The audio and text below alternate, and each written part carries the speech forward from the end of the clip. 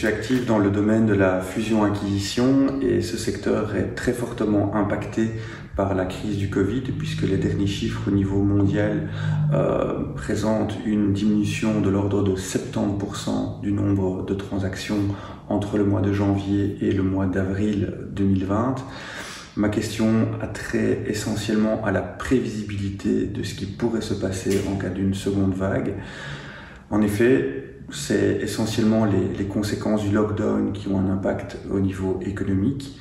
Pensez-vous que les gouvernements en général et surtout le gouvernement belge remettraient en place un lockdown tel que celui qui a été mis en place ici au mois de mars et avril en cas d'une seconde vague?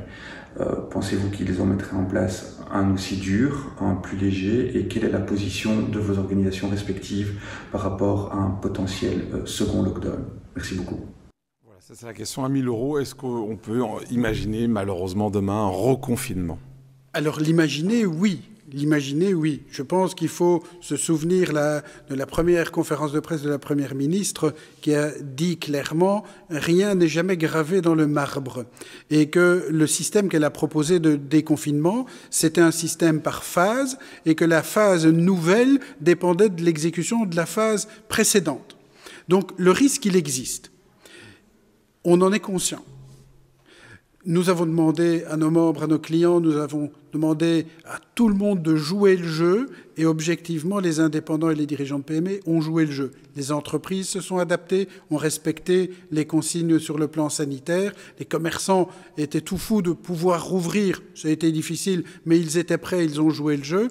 Et donc, tout a été fait pour qu'on n'ait pas ce retour en arrière. Parce que qui dit le nouveau lockdown dit à nouveau arrêt de l'activité sur le plan économique, et donc on est reparti à zéro au niveau d'une relance. Donc si une deuxième vague doit arriver, c'est toujours possible, bien évidemment.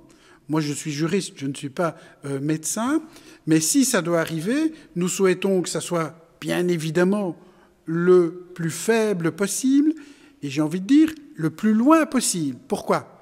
Mais parce que ouvrir maintenant et refermer dans un mois, c'est vraiment rendre le décollage impossible.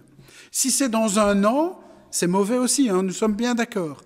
Mais si c'est dans un an, on aura quand même pu, peut-être, arriver à un certain palier, à une certaine stabilité. Mais nous souhaitons bien évidemment, parce qu'il y a l'aspect psychologique aussi, hein, un nouveau lockdown va casser les esprits de tout le monde économique.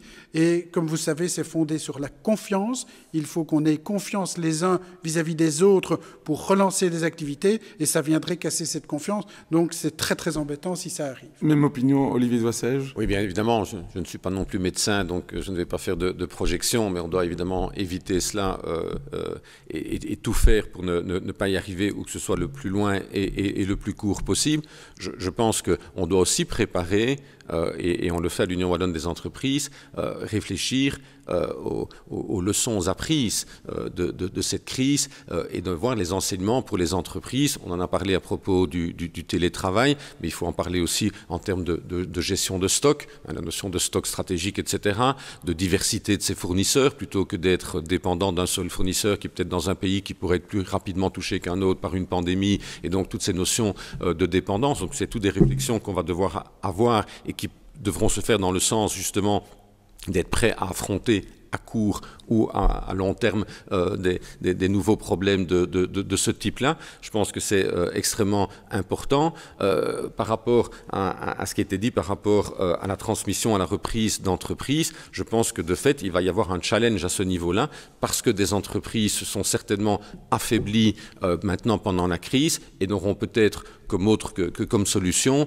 de, à un moment donné, s'allier avec une autre, et on va avoir certainement une relance à ce niveau-là, et le gouvernement wallon réfléchit actuellement à des mesures à ce niveau-là, avec son outil, la So Access, pour voir comment on peut accompagner les entrepreneurs qui vont rapidement se poser des questions par rapport à toute cette problématique-là, en disant la crise nous a mis dans une situation peut-être plus vite que prévu, on aurait voulu revendre l'entreprise ou à un moment donné fusionner et de se dire tiens, ça arrive plus vite que prévu, un peu forcé et contraint.